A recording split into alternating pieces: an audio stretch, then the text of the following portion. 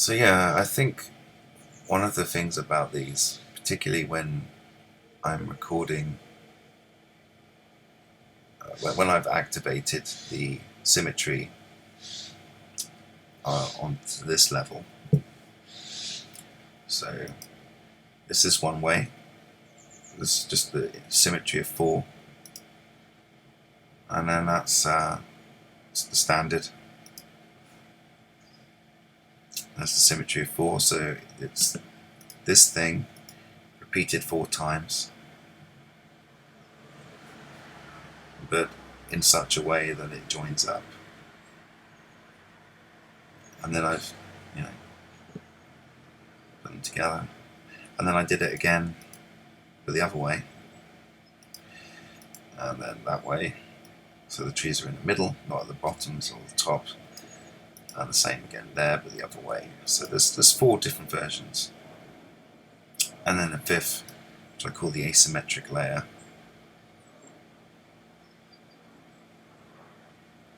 which also has a kind of symmetry all of its own.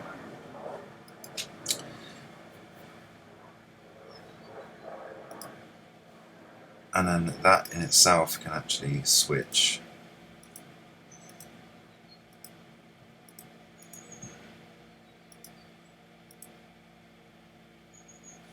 So yeah,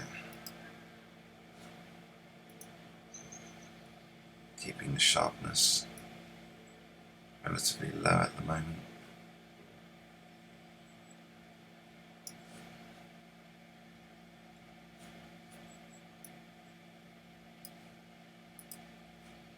Oops.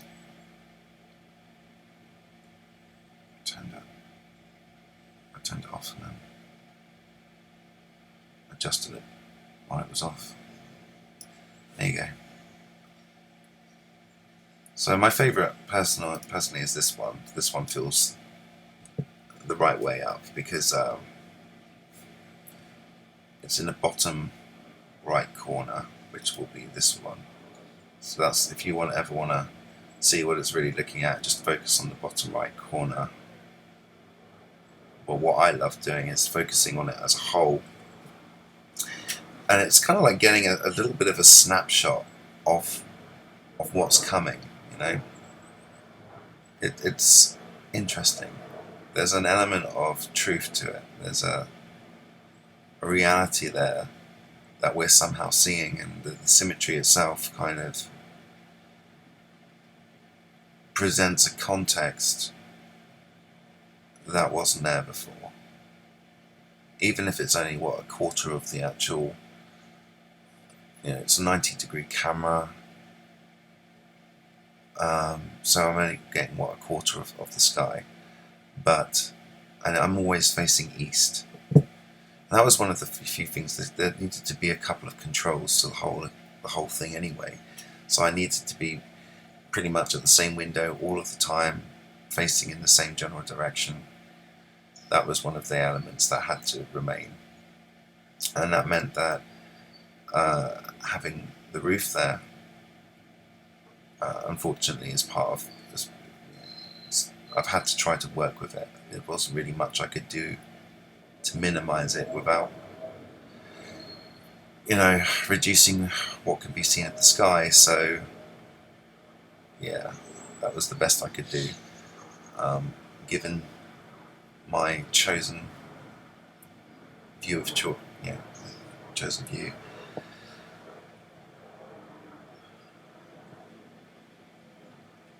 But that was one of the main things. If you're doing like a project, you need something to be the same all the time in order to, as a way of verification and confirmation. So the fact is that I've been pointing towards the east for the last 3 years. So I've got data going back, looking out this window for God knows how long now, considering all of the streams I've done. I haven't been able to watch back through any of them. If you're experiencing it in real time, then with any luck, if I've been keeping my eye on it, I'll be able to I notice anything like it. What did go for a little while, I was taking snapshots and doing little clips here and there of anomalies that I'd see, but it doesn't require being on the ball. You need to be watching it quite intensely, and I'm on and off at the moment. I put it on, and I'm also trying to do several other things at once, so which then can be quite distracting. I could be having a conversation with a friend in Discord, or listening to something from YouTube, or doing some artwork, drawing, adjusting photographs, creating mandalas, that kind of, all of the stuff I do as well. It's just being an artist, really. And I've been so down about it recently, thinking it's not really amounting to anything. It's not, but it's just not it's like, I want to be able to keep doing it, but the idea of making money from it kind of appalls me a little bit, and it doesn't feel right, because this isn't just my artwork. This is becoming my own spiritual tool, and I'm kind of developing a methodology around this that incorporates art and spirituality, as well as psychology and a little bit of science. And doing something that doesn't get done very much. My circumstances are such that I've got a little more time than the average person, so I wanted to do something with that time and do something productive, because I was very depressed and very anxious person, and I had January 2017 came around, and something crazy happened. Like the Mandela effect arrived.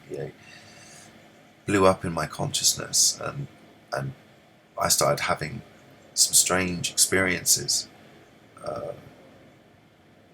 stuff that shook away any doubts I had about that there was something going on.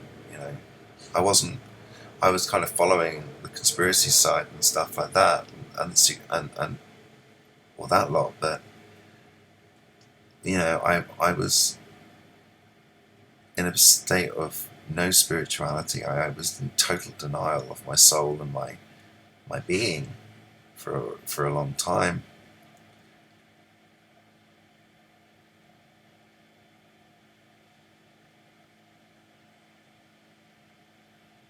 So it took me a little while. January 2017 came around, and whatever was keeping me, it's my spider plant, whatever was keeping me in that state suddenly changed, and I had a big attack of agoraphobia and anxiety. I was in the middle of doing a university course, and suddenly, before I knew it, I couldn't leave. I was in a state of shock. I think I was in a state of shock because suddenly a whole bunch of weird stuff happened. I met a bunch of people with whom I felt like I'd met them before, but how could I have done it? Because I've never met these people in my life before, but I met them on the internet, and when I heard their voices, it was like hearing an old friend, but I just couldn't place it. But for some reason, I just got suckered right into the whole Mandela effect community situation, where people were finding any way to gather in online chat rooms, in Google Hangouts, on YouTube live videos, on Discord server groups, that kind of thing. And I needed something to buoy me, because I was beginning to unravel. I was dealing with, I was going through a phase of drug use that had been ongoing for over a year. And it was getting to a point where I could see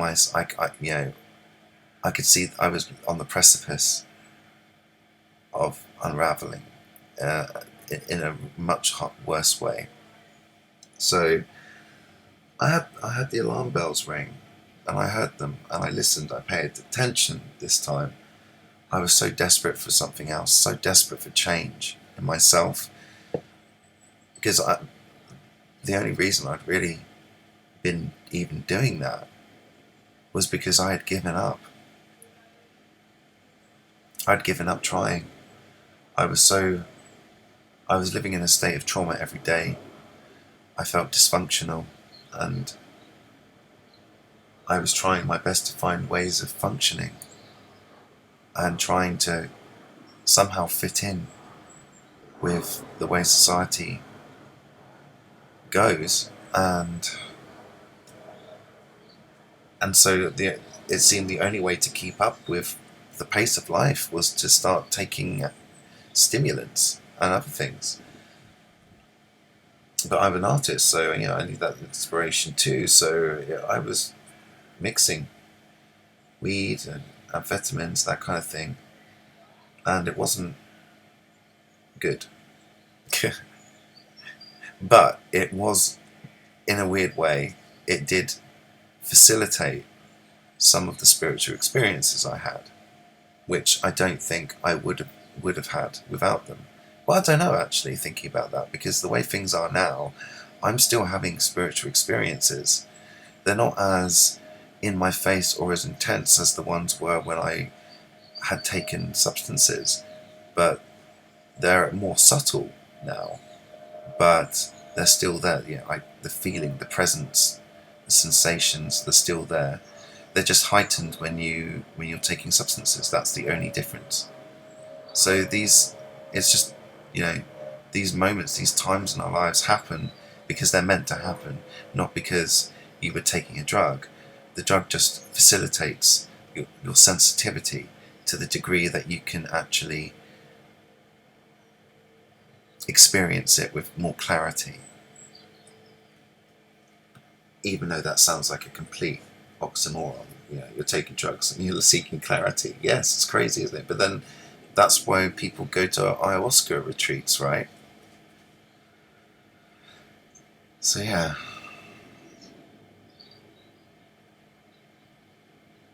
People, it's like you poison yourself to save you from yourself. It's like I was reading about bee medicine, and the idea of bee medicine was to be pricked by a bee sting, in order to what was it? It was meant to be some kind of.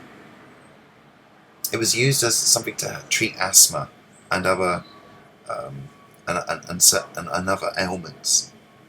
But then you've also got the metaphorical bee sting, or being pricked, having your consciousness pricked, having your conscience pricked. And that's what this did. That's what the Mandela effect was for everybody.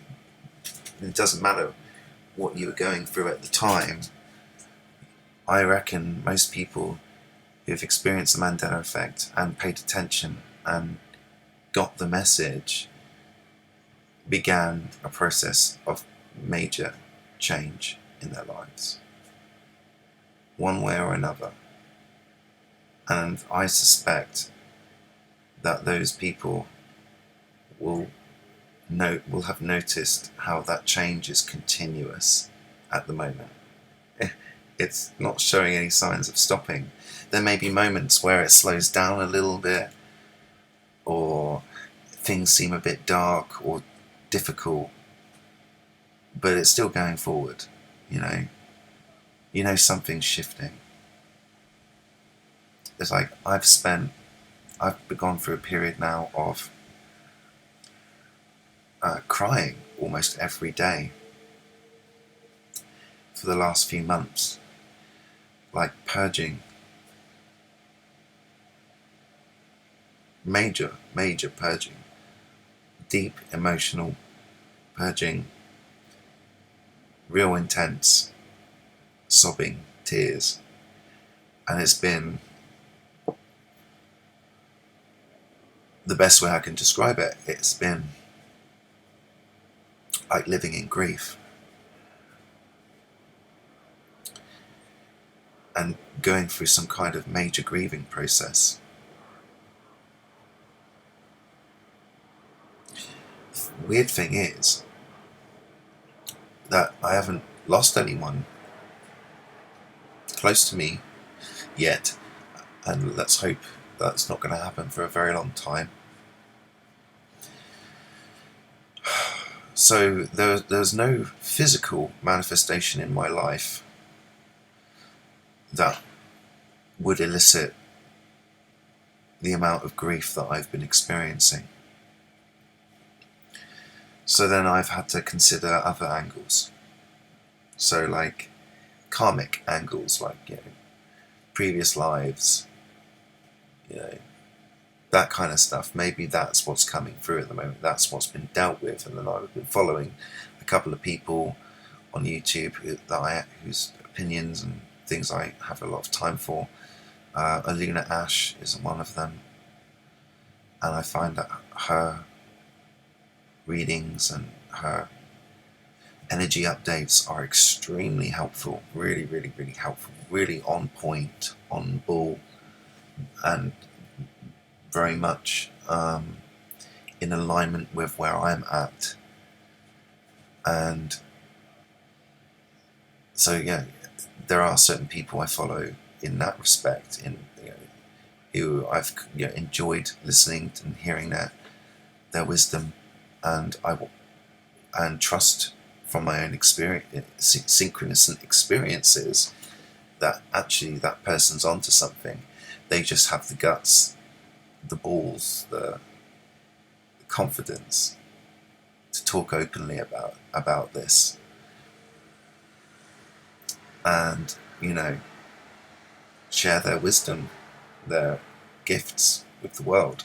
So it's a marvelous thing that they're doing. I wish,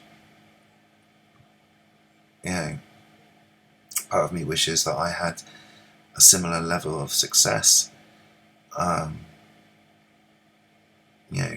with what I do. But at the same time, I'm trying to detach from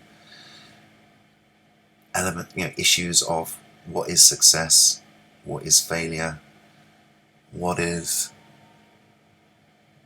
an achievement in itself. Like every breath is an achievement.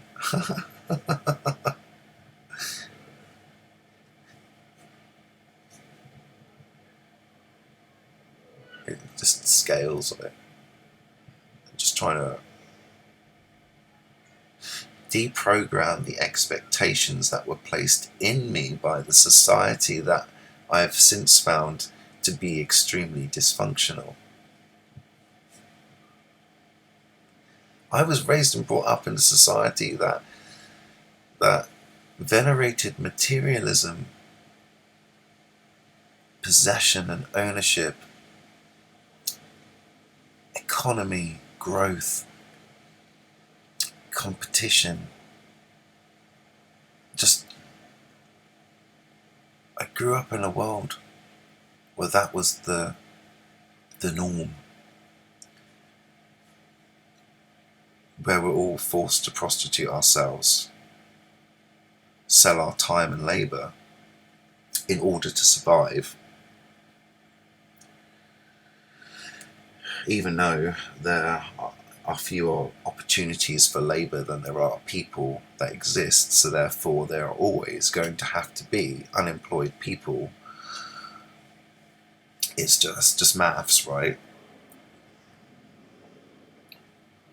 So what are we going to do about all these unemployed people? Well, there's lots of community opportunities. I suppose we can get more involved with our local communities. So I believe that happens. There are plenty of people out there that get involved with the local communities, so that's not an issue either. So there are still going to be people who will not have opportunity or not be able to, there just will not be the jobs out there. So you've got to think again.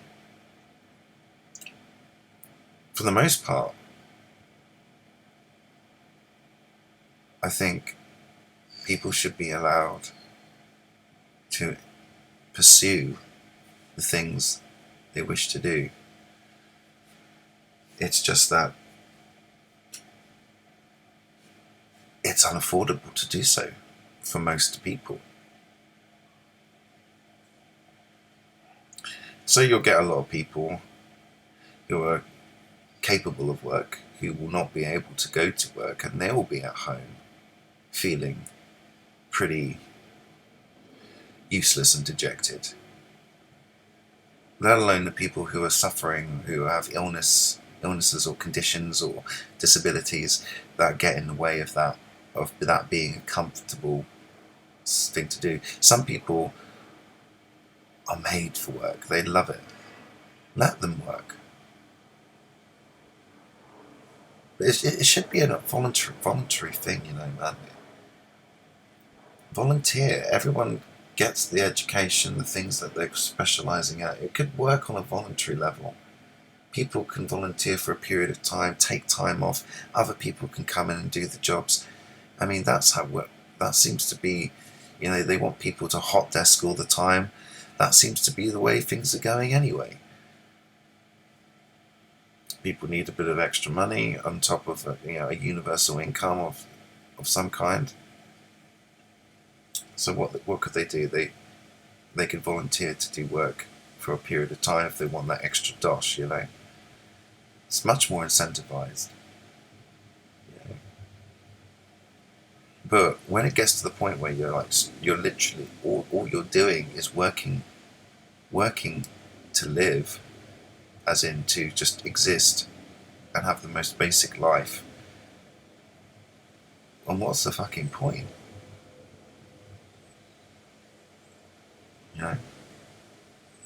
If the wages don't cover your rent and food and basic expenses before you have anything else on top of that, like a social life or holiday or anything like that, then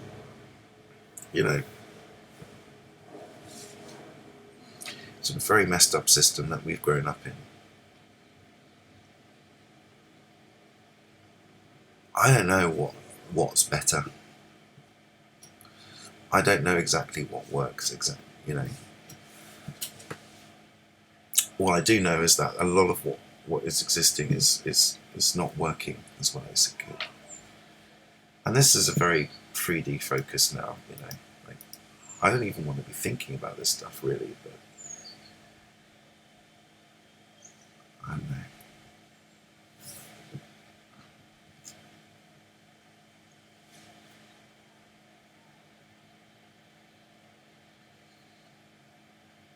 Just trying to justify my own existence, I suppose. Do I have a right to live? Do I have a right to even say stuff, to even have an opinion? Do I have the right to make artwork and pollute the internet with my thoughts and ideas?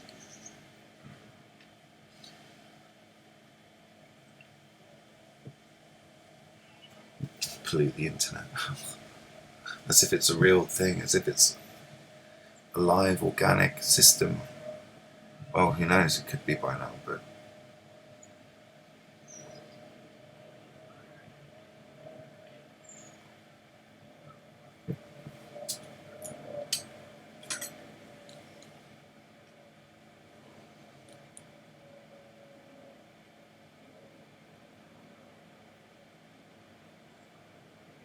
it's like Facebook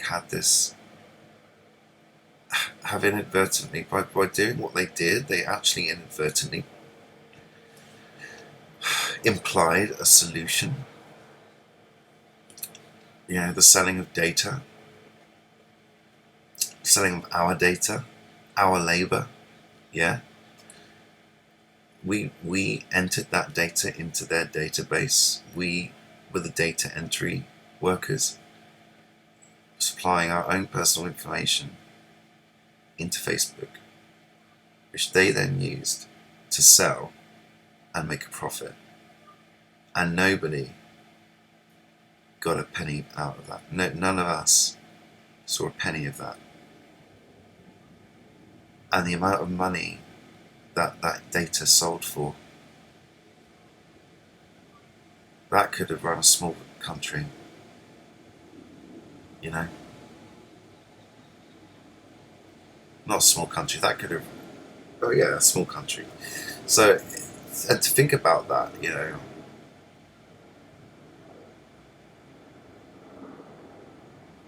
that there is a solution there. But it's not a solution where companies like Facebook get to do it. But it's actually something that we as individuals possess.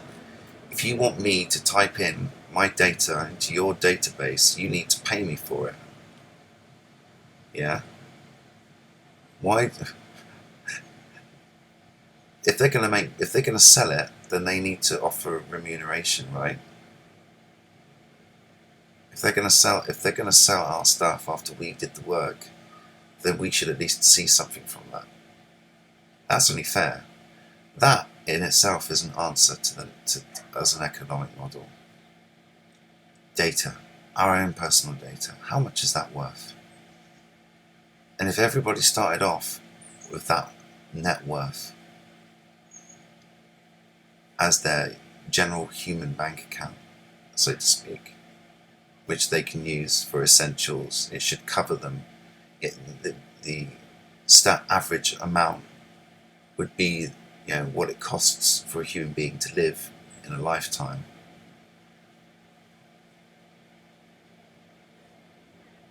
In terms of food and shelter, just the basics. Not just the basics, the essentials. And what is essential? Telecommunications, heating and electricity and fuel and energy, water, shelter, food. Those are the essentials in this modern age. So put all that together, and then anything else on top of that, as in gifts, luxury items, holidays,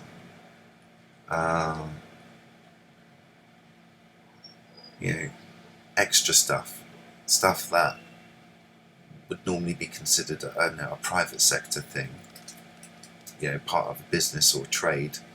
Then in that regard, then, you know, you could volunteer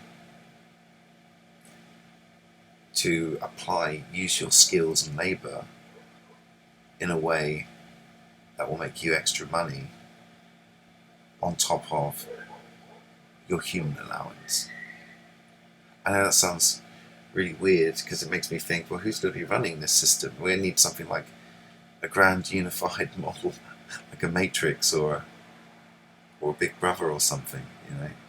That's the scary implication there. We already have it. That's the thing. People don't realise that we already have it. So how are we gonna, you know? So there needs to be a neutral force somehow. But how could that possibly be? How could you have a neutral force? How could we trust a neutral force if that neutral, you know, if that say that neutral force is AI, so-called AI, well, how neutral is neutral in that regard? Because the people who programmed it, you know, if you don't know, how could you ever know? And maybe that creates a boundary or a border between what we can do as humans and what we can trust others to do.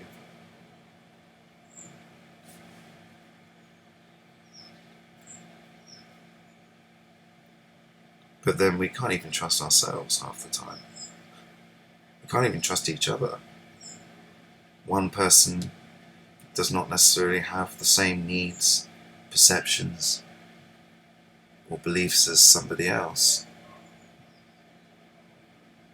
And just because one person is different to the other doesn't make them right or wrong. And you add numbers, and God, what a mess.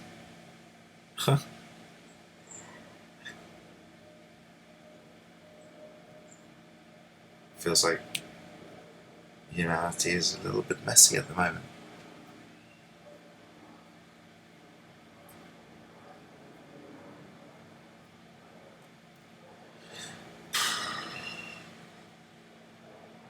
I have to detach from that drama though.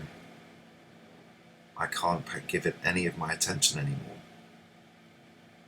It's like I don't want to be ignorant of what's going on, but I think part of the game, part of the problem is that we're expected to listen. If you don't pay attention, you don't know what's happening. If you don't know what's happening, you can get caught up in something you don't even know.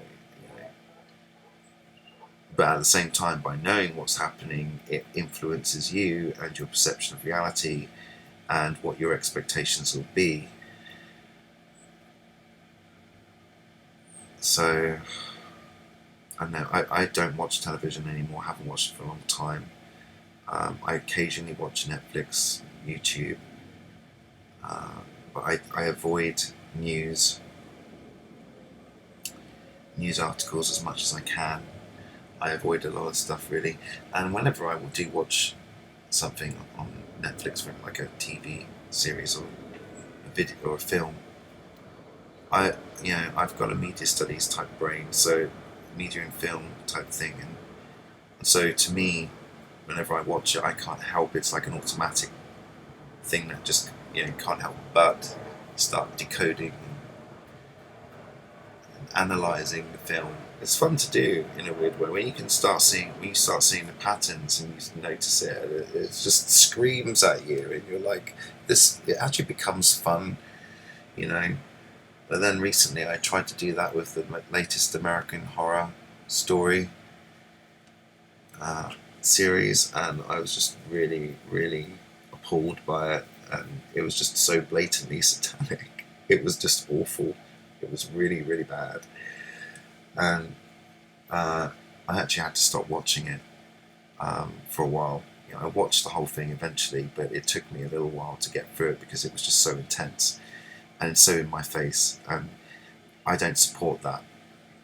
That dark, shitty stuff is not me whatsoever, and it's so tacky. It's just so, it's not what I would equate with. I don't know. It just didn't feel right. It just felt so brazen and so in my face, and I didn't need it. The main thing was just to try and decode the whole thing, but trying to do that whilst all this dark shit was being presented in front of me. It was a really tough going, actually, and it put me in a little bit of a dark place for a while.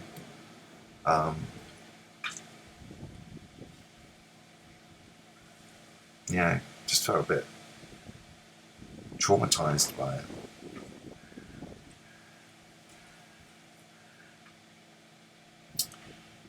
So yeah, and I'm quite an open-minded person.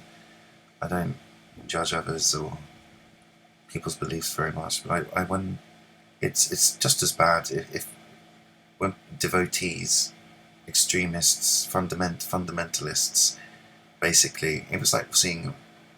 It was just the same, quite honestly. Portrayals of human sacrifice, that kind of thing. It was really, really graphic, very gory, very fucking evil, really. And I kind of regret watching it just because of exposing myself to that level of darkness and negativity. But at the same time, I felt like, well, I can handle it. And I'm trying to decode and understand and extract information from this that might be helpful. But it was, if that's the direction they've gone in, it's pretty grotesque. It was pretty grotesque. Anyway, it's not to say that sweetness and light is going to be our saving grace, because that's also the exact opposite. That's kind of like the opposite, isn't it? It's like, I don't want to be ignorant to anything, but I think there is an absolute necessity to protect ourselves from the things we're exposed to, the things that are available for us to expose ourselves to. It's like being a kid in a sweet store.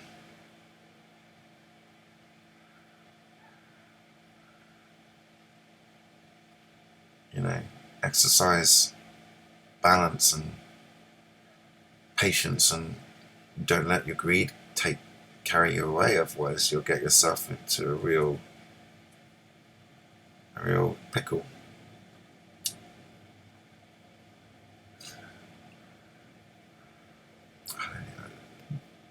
I don't even know why I'm talking, really. I'm just free flowing.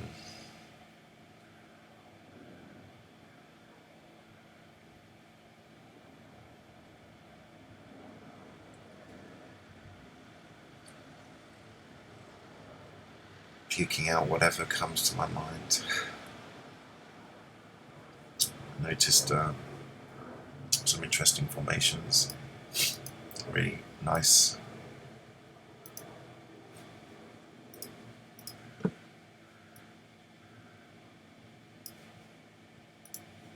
Really nice shapes.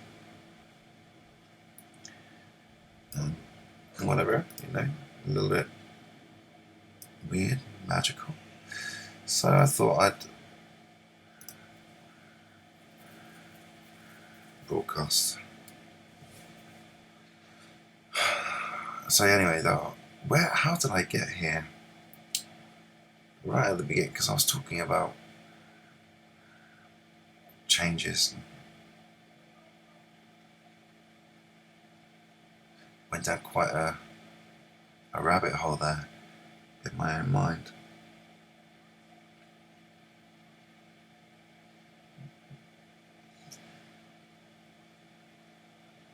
Yeah, protect myself. That's the main thing. That means taking responsibility for the stuff I expose myself to. That means taking responsibility for self-care, self-loving. Maybe I need to tidy my flat up. Try to keep it more presentable, but it's only me that's here, so it's not like, but there's really much room to swing a cat in here. Terrible analogy there, but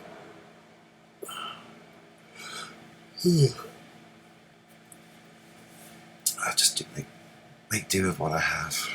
Focus on what's important.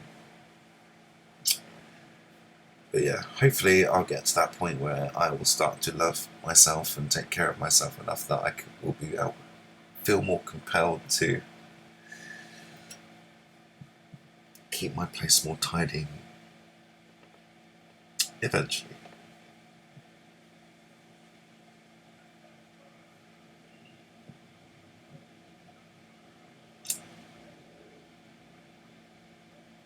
I also bought a book, first book in a while actually, because a lot of the stuff I've been reading has been PDFs or ebooks.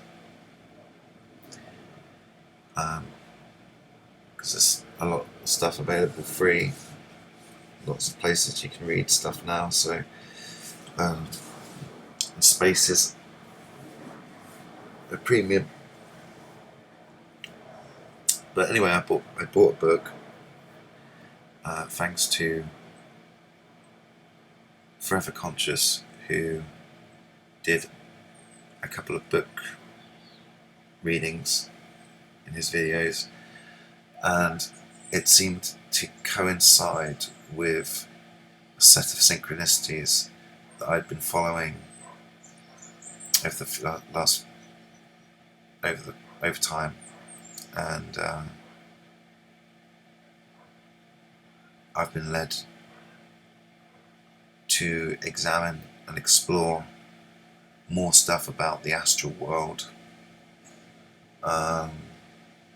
more things about fairies and other entities and beings and that live in other parts of our reality, or in other,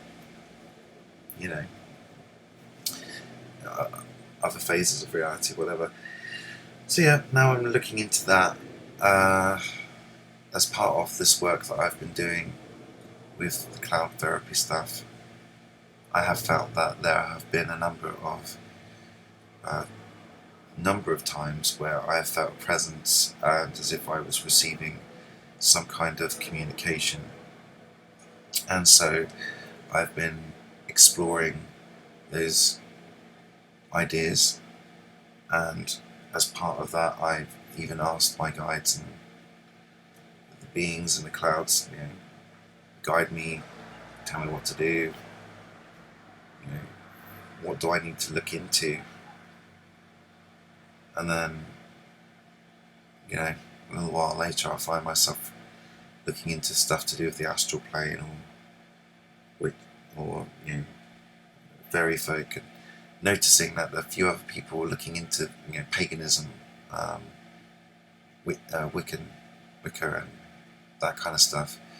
And I'm thinking, well, okay, I feel like I'm being led into that path. It doesn't necessarily mean it's something I'm going to practice or do myself, but I feel that I'm searching for answers and knowledge here, and trying to understand what I'm experiencing through this process of change, and what I'm experiencing when I feel the presence of these beings, and when I'm looking up and doing this stuff, symbols and images and the light codes basically coming from them. And the way I see it now is that we've got,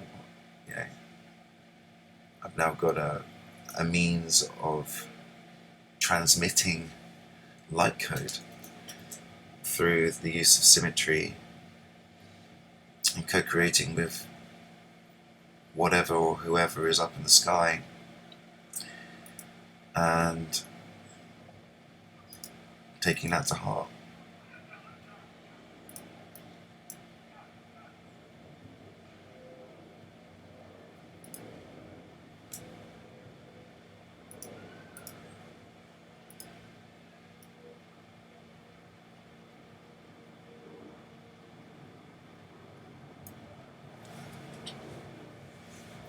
Just turned the sharpness up to 55, and turn the brightness and contrast on. A little bit of extra contrast. Just a slight adjustment.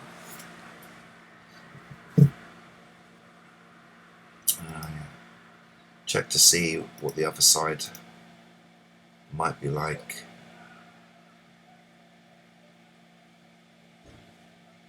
Now and again, but my preference is this side, mainly because there's less obstruction.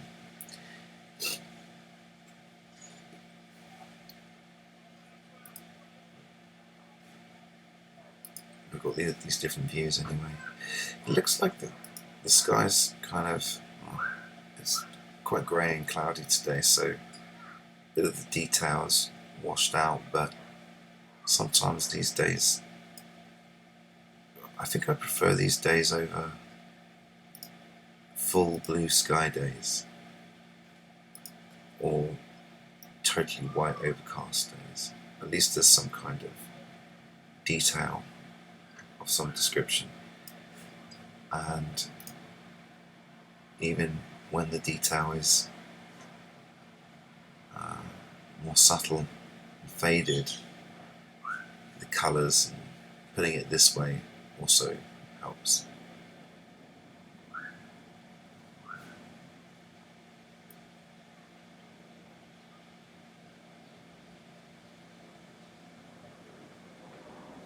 It's interesting that the light's there must be reflecting from the sun.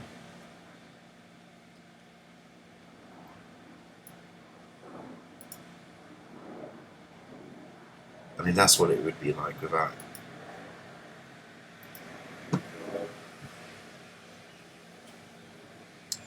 So I have to turn the gamma up quite high today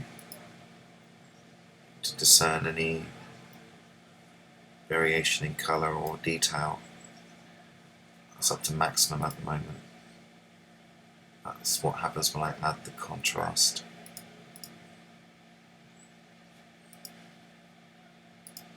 And the sharpness.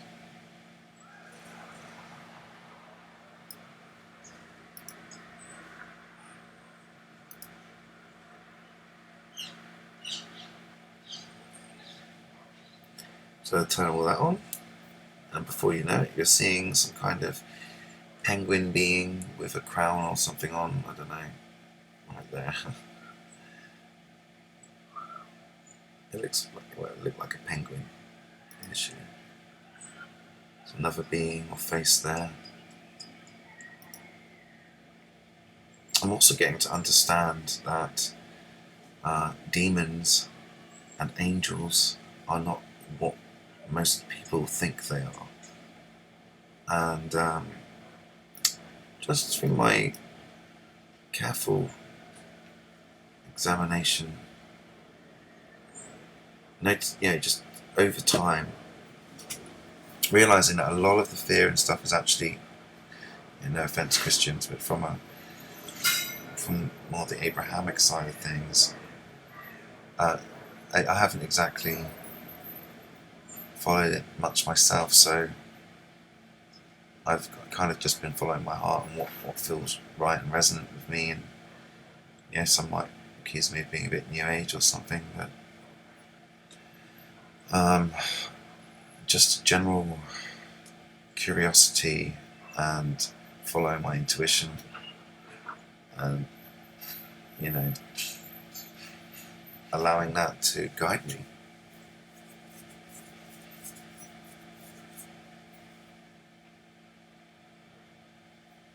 But I think there is a necessity for people to perhaps adjust their belief systems in such a way that they get over the concepts of aesthetics and beauty and what those so-called aesthetics or standards of beauty actually, just get rid of all that shit, because you're going to see some stuff that looks extremely non-human, and that's scary. To see something that doesn't look exactly like what you're used to can freak something out. I used to be scared of, probably still would be, to be honest, if I met one, but like pictures of grey aliens and stuff, that stuff used to freak me the fuck out, give me nightmares and stuff for days, that kind of really triggered me. And I avoided it for a very long time, and then I realised, no, I've got to expose myself to this shit. I've got to desensitize to it, because otherwise it's going to have that triggering effect on me. And so, I started looking into David Icke's shit, and I was kind of into that at the time anyway, and that was one of the reasons why it freaked me out, because of some of the images he would picture. But I soldiered on with it, and then I would obviously try and look at it from multiple perspectives, from multiple belief systems. I'd listen to a lot of Christian stuff. I'm not a Christian. I've never been into the church, or I became agnostic from my early teenage years, and just decided to avoid that side of things for a long time. And then as I researched more and got more into the truth stuff, and then this supernatural stuff started happening, I had to wake up and pay a bit more attention to what religious ideas were out there, and maybe look into some things and listen to people and, you know, hear things that I wouldn't necessarily like to hear, but, you know, sometimes you do have to wade through the muck to get the information you need. So, you know, always. And so that doesn't also mean exposing yourself to ideas and ideologies and politics that you would never in a million years agree on, but for the sake of balance, for the sake of trying to have a more accurate idea of the broader picture, we need to look at all sides, all angles. And the willingness to do that is part of being open-minded, I think. Being able to be non-partisan over this stuff, as it were. Realise that actually I want to be quite apolitical at this point. I don't. Yeah, I just follow my heart, mate. And that's, I think, what matters. Our hearts don't lie to us. We lie to our hearts.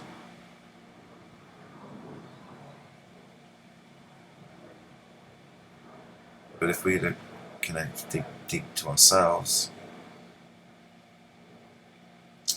you know, you see through the lies we tell ourselves. And getting caught up in all that stuff now just wouldn't be helpful. You have to totally disconnect from that drama, that level of distraction.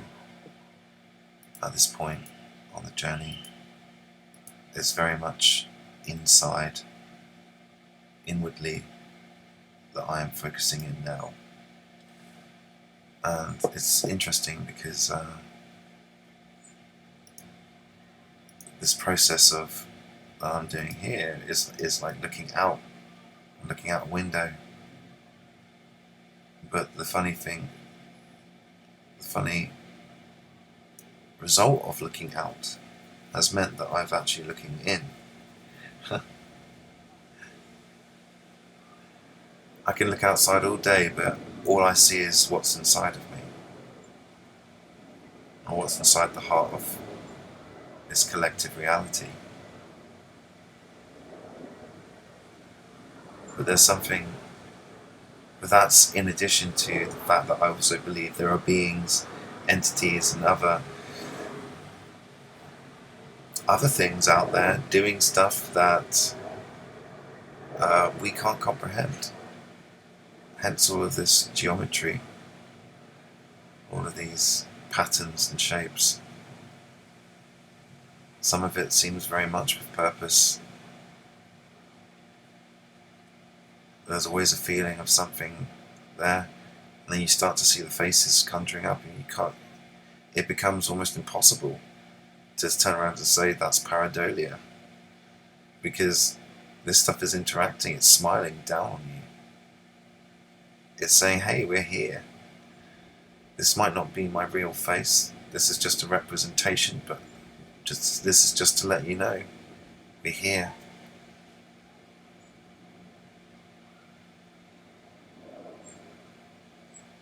We're here and we're helping. We're doing the best that we can do.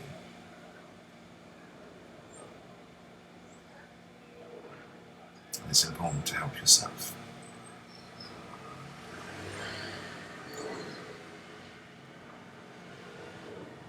Very important to try to bear the responsibility of helping oneself. But that also means, in these changing times, as human beings, the opportunity for growth and change is there collectively as well. And we do need to seriously question the way we've been living as a species, and what is more sustainable and more acceptable for everyone. Because the struggle has been real, too real. It's been too much, and I think any balanced human would know that actually it's time that we started being kinder to ourselves and to the world around us, reality around us, everything around us. We need to be kinder, more compassionate. I'm not going to get into stuff about climate change. That is a whole can of worms I do not want to get into. What I do know is that we do generally need to have a better connection with Earth, with nature, with the animals, with plants, with everything around us. We need more. We need a better connection, because that's where we will really start to find ourselves, our true selves. Our true selves are the beings that we were when we lived in harmony with everything else.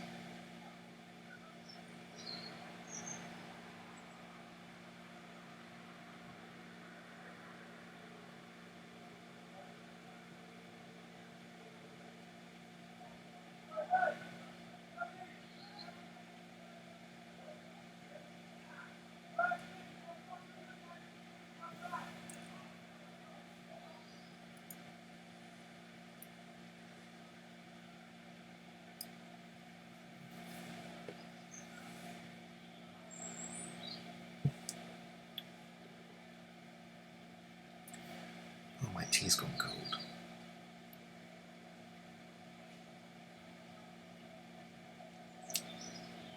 But if you look now, you'll see. Tell me this is normal. Tell me this is natural. Tell me this is just your standard cloud formations. Tell me there isn't some intelligence here trying to get our attention. Tell me there isn't some intelligence here trying to do that.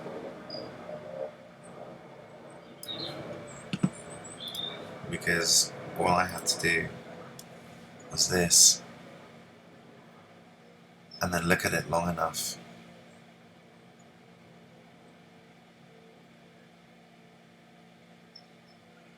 to reach a point of relaxation in my mind.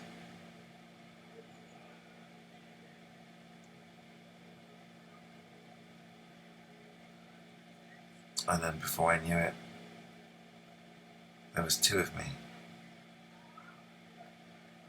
But one of those me's was like a reflection. And that reflection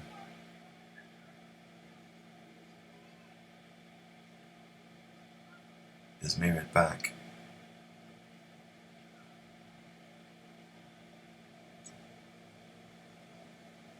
by someone else, something else that is also just so happens to be me. Depending on the nature and the scale that you're thinking about it. But setting aside the we're all one stuff, these things to me are as real as speaking to another human being. There's someone or something out there.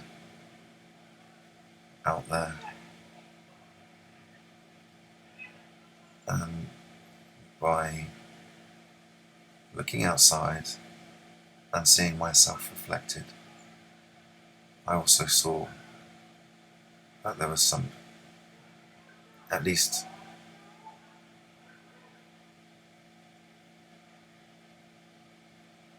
from the scale of 3D human living in separation, I get to see and feel and notice these other separate energies. They could be coming from anywhere, or anyone, or anything. The beauty is that just by watching it, just by engaging with it in that passive way, was just enough to get attention.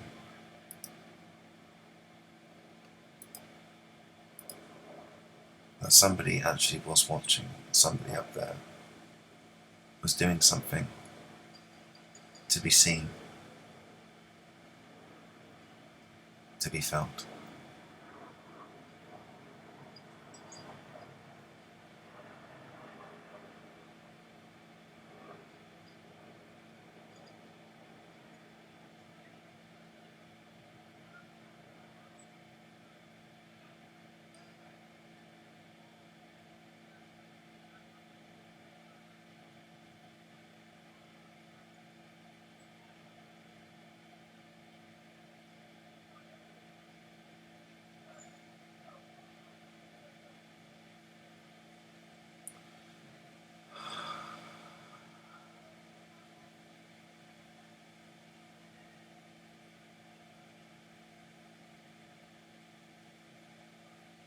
So it's like gateways.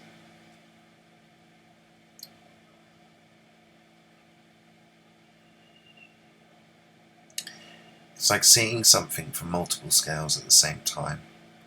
Not only are you seeing it close up, but then you're seeing it at a distance as well, manifested by the two things happening on the left and right.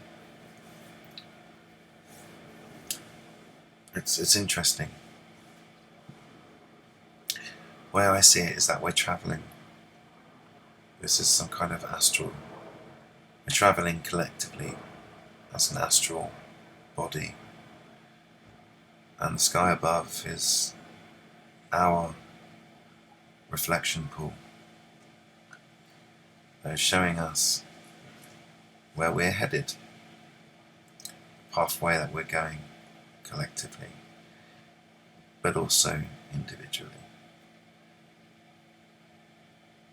So it's like taking an infinite ride on a roller coaster, or we just look up and we can see these gateways opening, these paths.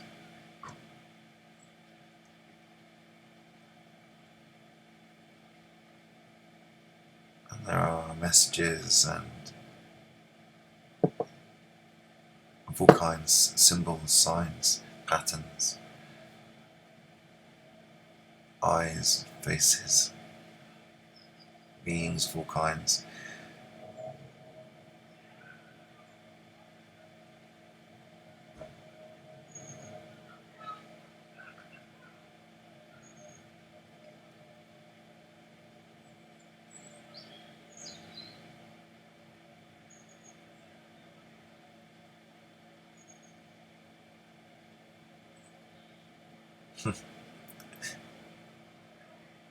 Look at the face now. The intelligence is so huge that they can orchestrate these phenomena to locate and position themselves in such a way as to form these things, and then our mind perceives it. It's not that you're just making these things up. It's not pareidolia. Pareidolia is just a term that was coined to put people off of the scent. But anyone knows that pareidolia is the wrong way round. Things manifest, and sometimes they will be faces. Because it's just that you don't know what they are. They're like multi-dimensional faces. They come in, it's the whole Flatlanders and putting a 3D object in a 2D dimension type thing. It's the same principle, just on a higher level. So these things are of a higher dimension, and they come down and they manifest through the 3D manifestation that exists here.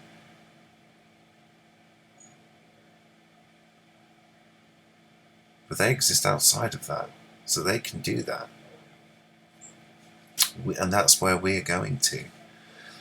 We're going to a point where this stuff will begin to really show itself, where the visual and auditory elements will start to become undeniable. People will think that they're hallucinating. In a sense, they kind of are, but the hallucination's real. That stuff is there.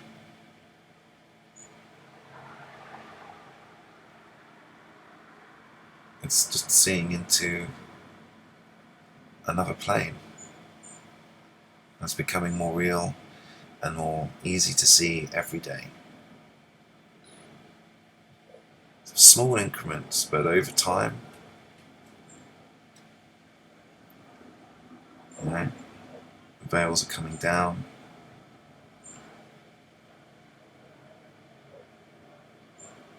We're meeting them halfway. And that means keeping a vibration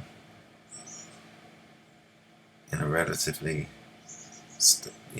consistent state of highness.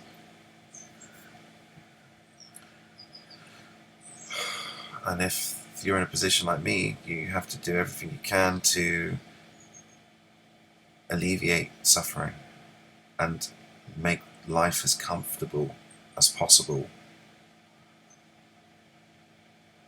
to make the process of sustaining a higher vibration easier. Hence, self-care. The present system at the moment is designed to do the opposite, to keep people in a lower vibration through exhaustion, stress, anxiety. So it's our responsibility as individuals to seek that self-care, to look after ourselves, to know when to say no.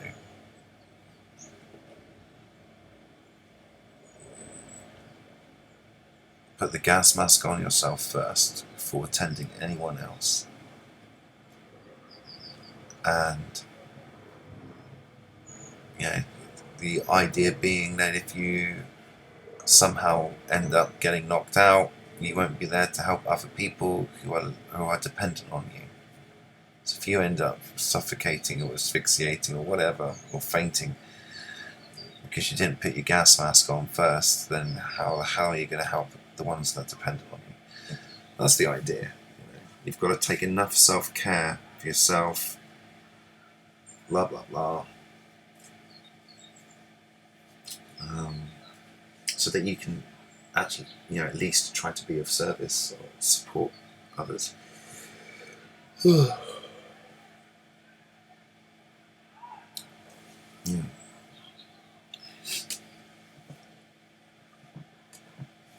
Oh, that's the responsibility of the self.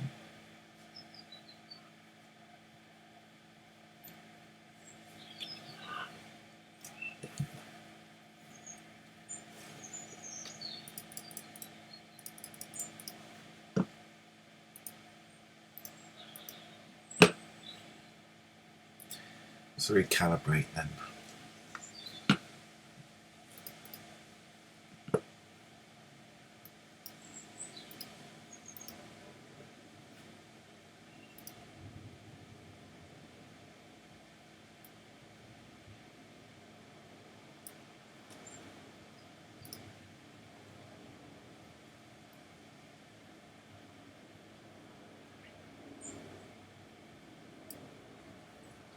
One little bit of detail there. So yes, it looks.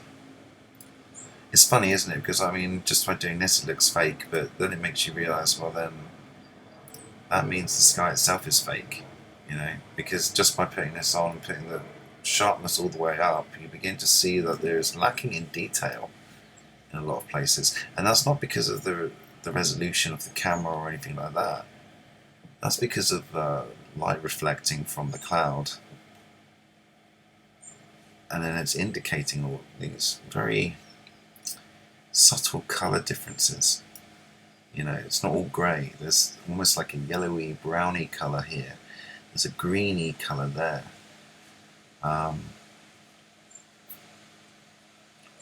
You know, there's some kind of field of light, some kind of distortion, possibly our own, most likely our own atmosphere.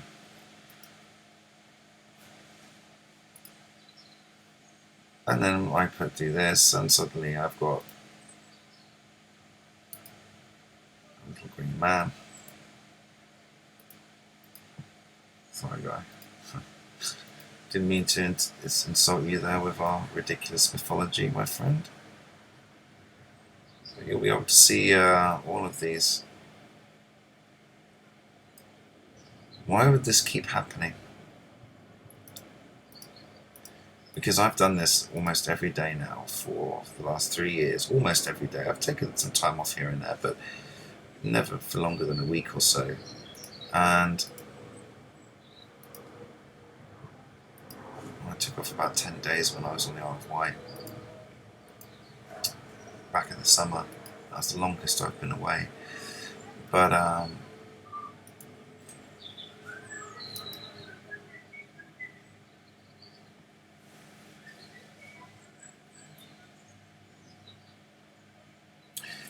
you know, they want something repeatable. Well, for me at least, I can repeat this every day and I get the same results. The same anomalies, the same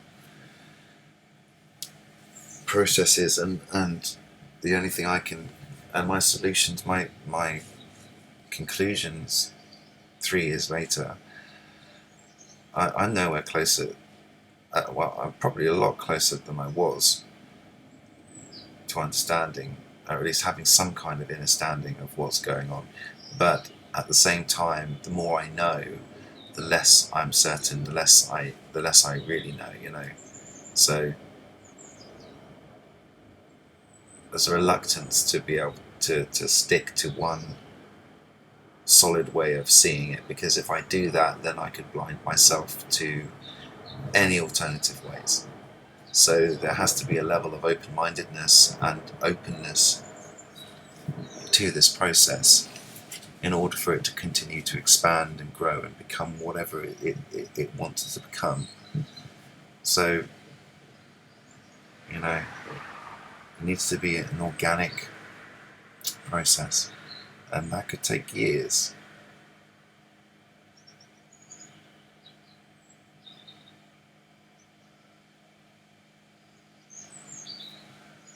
But I am enjoying the symmetry a lot.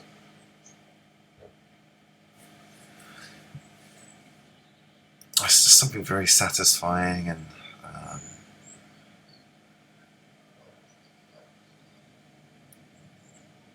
it's like an L shape. So it's something very satisfying when you're seeing these beautiful symmetrical shapes manifest right in front of you live as it's happening. Just this constant fluid creativity just blooming outwards.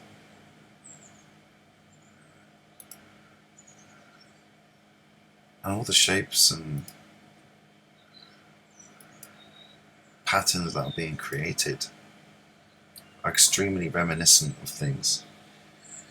You know, sometimes I swear I've seen landscapes, mountains, all kinds of things going on.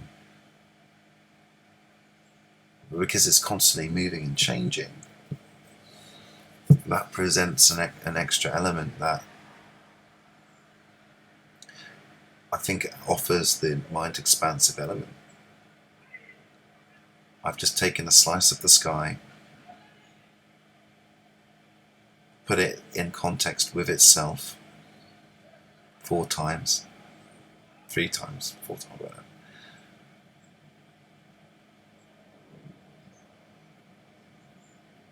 And then just started looking at it.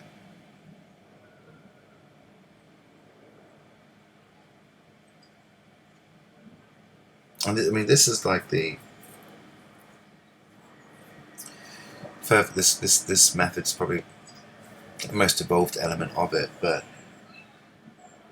it really just started off with looking at a static image, not a static image, but just one shot, and leaving it that way, not then putting it into this kind of symmetrical geometry.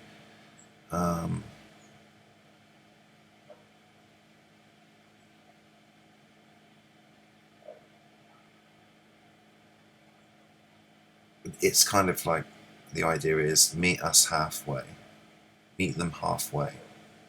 They will meet us halfway, we will meet them halfway. We've got to do our portion, do our side of things. That's what humanity is relied upon to do. We've got to take responsibility for what we can do, for what we can change. Meet them halfway, meet everything halfway. Do your side so they can do their side, type of thing. I don't know what that means exactly. I don't know what side that could be. I'm just hoping, praying, and going with it, just going with what feels right. And I have no reason to doubt what's happening.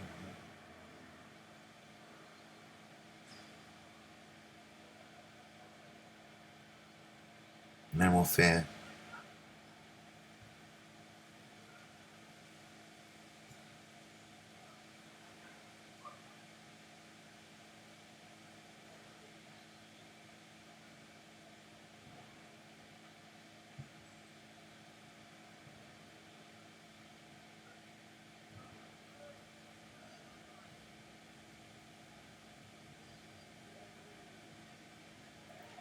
Big dragon.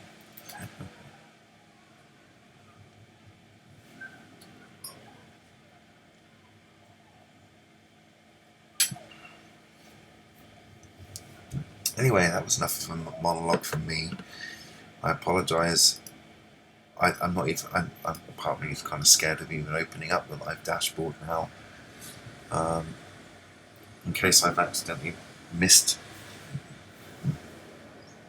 Unless I think people were trying to communicate or whatever, I apologise. Got kind of lost in my own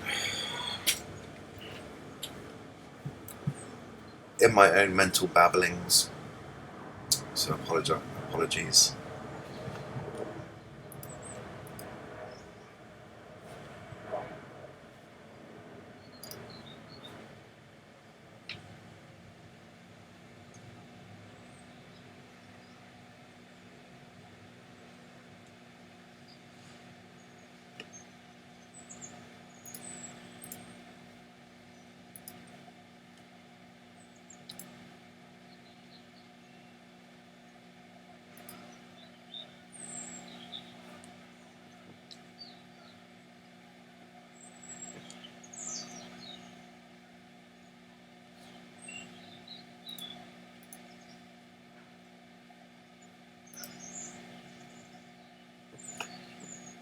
Right, I think I'm gonna